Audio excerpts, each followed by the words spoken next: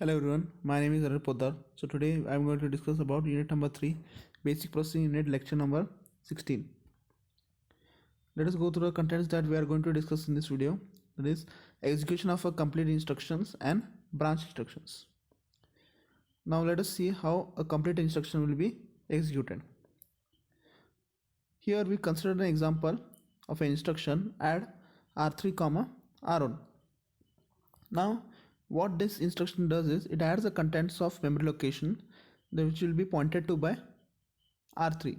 So whatever the contents that are present in the memory location R3 will be added to register R1. Now executing this instruction requires the following actions.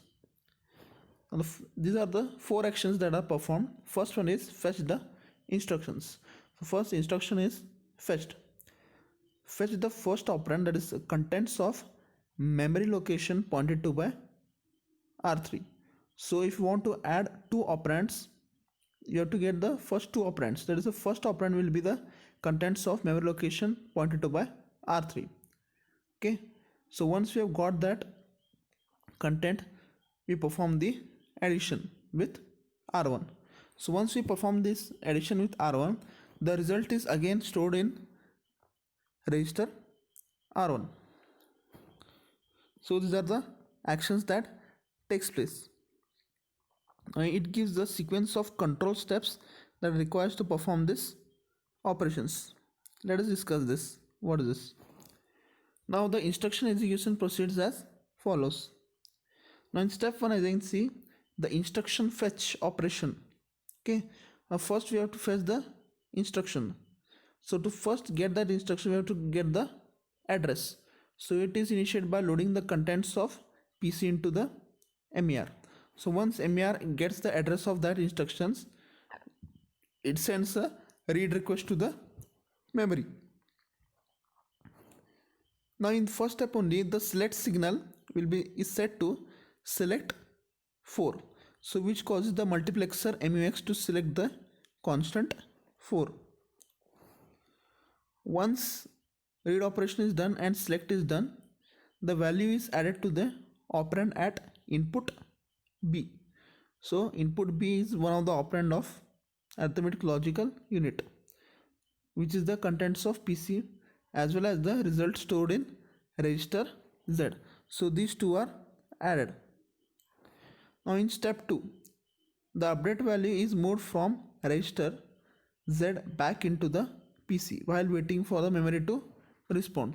So the result will be again stored back into the program counter. Now in step 3, the word fetched from the memory, that is now it is present in the MDR. Okay, because once we get the address of that register, the contents will be loaded into the register MDR. So the word fetched, whatever the fetched memory, that is the contents that are present in MDR, which will be transferred to the instruction register. So instruction register will be stored the instruction which is to be executed. Now steps 1 to 3 constitute the instruction fetch phase. So 1 to 3 is called as the only instruction fetching phase. Now this is common for all the instructions. In step 4, the instruction decoding circuit interprets the contents of IR at the beginning of this step. So as you can see, R3 out, MER in, and read operation. So what it does is it interprets the contents, whatever the contents IR is present, it interprets it at the beginning step only. Now this enables the control circuitry to activate the control signals for step 4 to 7. So this will enable the control circuit to activate the controls from step 4 to 7. Now step 4 to 7, which it constitutes the execution phase. So 1 to 3 is instruction fetch phase, whereas 4 to 7 is execution phase. Now in step 4, the contents of register R3 will be transferred to the memory address, that is MER. So again a read operation is initiated.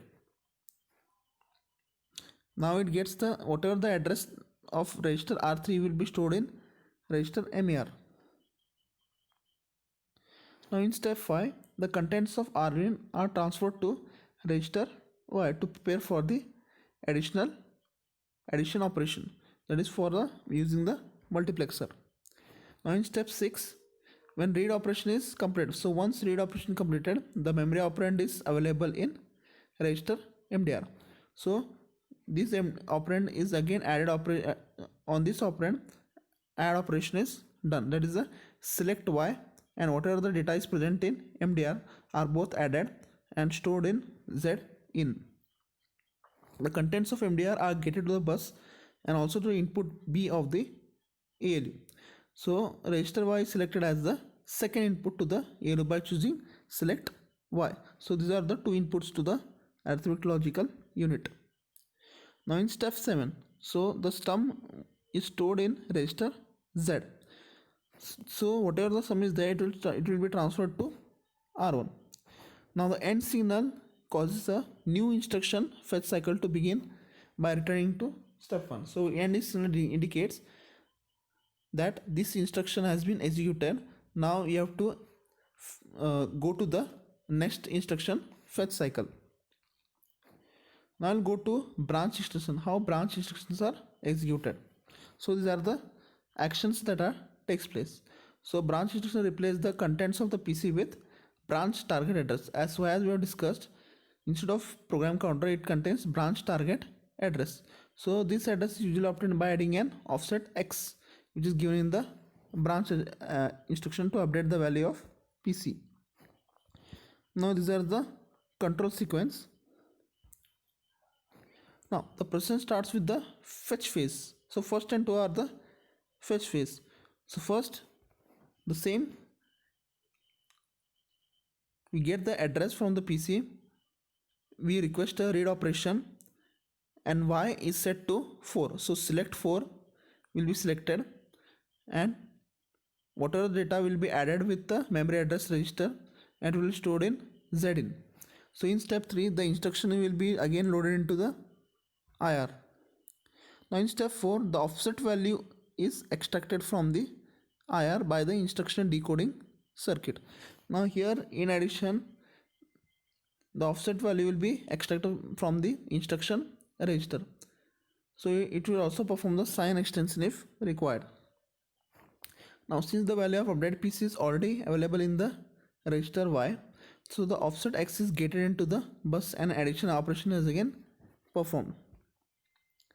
Now in step 5, the result is the branch target address, which is loaded into the PC. Again, the end signal causes a new instruction fetch cycle to begin by returning to step 1. Afterwards, the offset X, which is used in branch instruction, is the difference between the branch address and the address immediately following the branch instructions.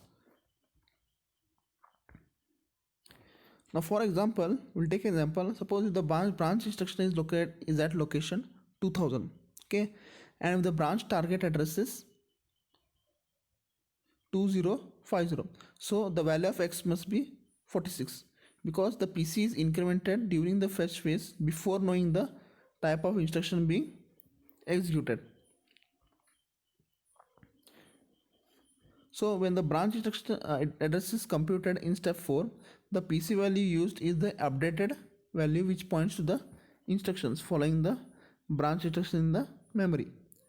Now in the above diagram, as you saw, the branch is less than 0, instruction is replaced by offset field add ZIN. If n equal to 0, then end. Now if n equal to 0, the processor will return to step 1. Now if n equal to 1, step 5 is performed to load a new value into the PC, which performs the branch operation. Now in this video, we have studied about how a single instruction is executed using control sequence, executing branch instructions. Thank you.